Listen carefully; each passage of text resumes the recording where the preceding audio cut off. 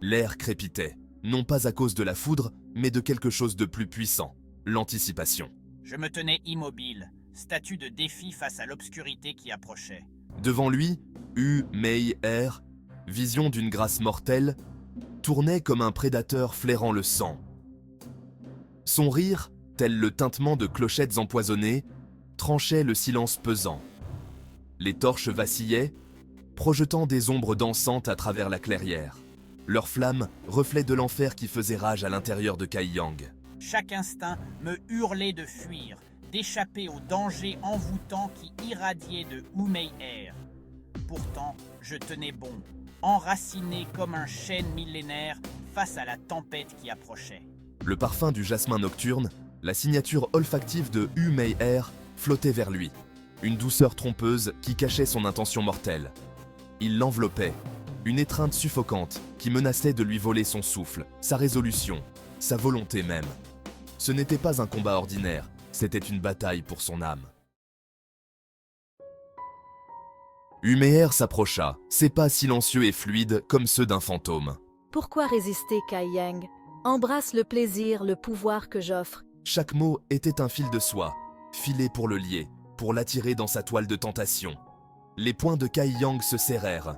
Il pouvait sentir la chaleur de son regard sur lui, arrachant ses défenses, exposant chacune de ses vulnérabilités.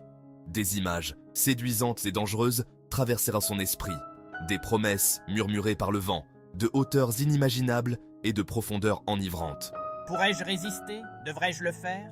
Sa main, fraîche et douce, lui effleura la joue. Une secousse le parcourut, mélange de plaisir et de douleur. Il recula, le souffle coupé. Le parfum du jasmin s'intensifia, un arôme capiteux qui menaçait de submerger ses sens. Son rire résonna autour de lui, se moquant de son hésitation, de son combat. Une telle force, mais pour combien de temps? Autour d'eux, les spectateurs observèrent l'échange, le souffle coupé. Certains affichaient une expression d'inquiétude, d'autres une curiosité malsaine. Cette confrontation dépassait le simple cadre de Kaiyang et Yu-Mei-Er. C'était un spectacle, un choc de volonté qui retenait l'attention de tous ceux qui y assistaient. Des murmures, comme le bruissement des feuilles dans une tempête naissante, serpentaient à travers la foule. Des paris étaient pris, des allégeances déclarées. Certains encourageaient l'outsider, le jeune homme qui osait défier la tentatrice. D'autres se délectaient du spectacle de son tourment, impatients de le voir chuter. La pression de leur regard était palpable, un poids tangible sur mes épaules. Je pouvais sentir leurs yeux sur moi, jugeant chacun de mes mouvements, chaque contraction de mes muscles, chaque goutte de sueur qui coulait sur ma tempe. J'étais un spectacle, un pion dans leur jeu.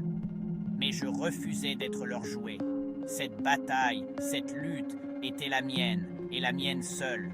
Je ne laisserai pas leurs attentes, leurs désirs influencer ma décision.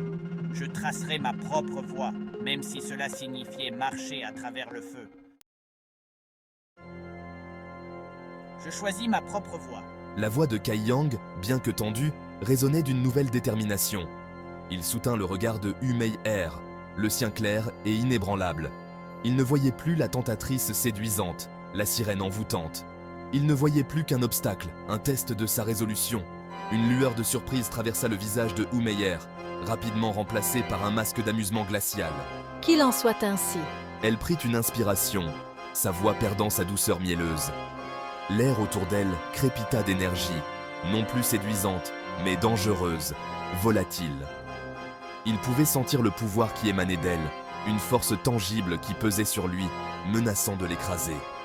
Pourtant, il resta ferme, son esprit se durcissant comme l'acier trempé dans le feu.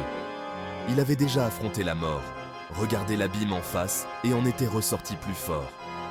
Ce n'était pas différent. Yu-Mei-Er fit un pas en arrière, ses yeux plissés, évaluant la situation. La façade séduisante s'était complètement effondrée, remplacée par un masque effrayant de grâce prédatrice. Tu es un être curieux, Kaiyang. Concéda-t-elle, une pointe de respect, d'intrigue véritable, colorant sa voix. Mais la curiosité peut être une arme à double tranchant. Sur ces mots, un bruissement de soie et un dernier regard persistant, Yu-Mei-Er se fondit à nouveau dans l'ombre. La clairière, il y a quelques instants encore un champ de bataille de volonté, retomba dans le silence. Les spectateurs, leur soif de sang insatisfaite, grommelèrent et se dispersèrent, laissant Kai Yang seul sous le regard attentif de la lune. Il était victorieux, mais ce n'était pas le moment de célébrer.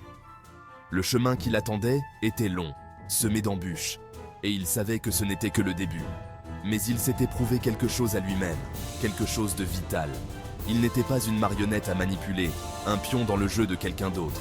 Il était Kai Yang, et il suivrait son propre chemin, quel qu'en soit le prix.